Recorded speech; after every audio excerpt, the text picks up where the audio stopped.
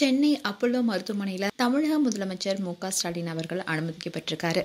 அவர் காலையில் நடைபயிற்சியில் ஈடுபட்டிருந்த போது லேசா தலை சுற்றல் ஏற்பட்டிருக்கு. இதை தொடர்ந்து தான் அவர் அப்போலோ மருத்துவமனையில் அனுமதிக்கப்பட்டிருக்காரு. மேலும் வழக்கமான பரிசோதனையை மேற்கொள்ளப்படுவதா மருத்துவமனை வட்டாரங்கள் தெரிவிச்சிருக்காங்க.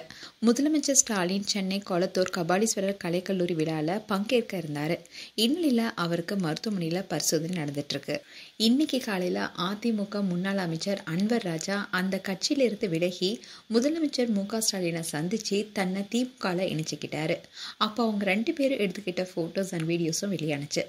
இந்நிலையில தான் திடீர்னு முதலமைச்சர் மு.க.ஸ்டாலின் மருத்துவமனைக்கு சென்றுள்ளது பல கேள்விகளை எழுப்பினது. மேலும் இந்த செய்தி திமுகவினர் இடையே கவலை ஏற்படுத்தியிருக்கு. முதலமைச்சர் ஸ்டாலின் நாளைக்கு கோவை, திருப்பூர் செல்ல இருக்கிற நிலையில அவர் இன்னைக்கு மருத்துவமனையில அனுமதிக்கப்பட்டிருக்காரு. அப்படி இருக்கும் சூழல்ல வழக்கமான உடல் பரிசோதனை தான தகவல் வெளியானுச்சு.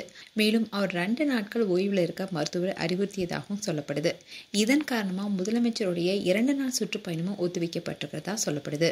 மேலும் அப்போலோ மருத்துவமனையில வெளியிட்டுள்ள அறிக்கையில முதலமைச்சர் மு.க.ஸ்டாலின் இன்னைக்கு காலையில நடைபயிற்சியில் ஈடுபட்டிருந்த போது லேசான தலை சுற்று ஏற்பட்டதாகவும், இதை தொடர்ந்து அவர் அப்போலோ மருத்துவமனையில அனுமதிக்கப்பட்ட நிலையில அவருடைய அறிகுறிகளுக்கு ஏற்றவாறு அவருக்கு சிகிச்சை அளிக்கப்பட்டிருக்குன்னு சொல்லியிருக்காங்க. மேலும் இது போன்ற வீடியோஸை பார்க்க நியூஸ் தமிழ் கிட்ஸ் சேனலை சப்ஸ்கிரைப் பண்ணுங்க. மறக்காம நோட்டிபிகேஷன் பட்டனை கிளிக் பண்ணுங்க.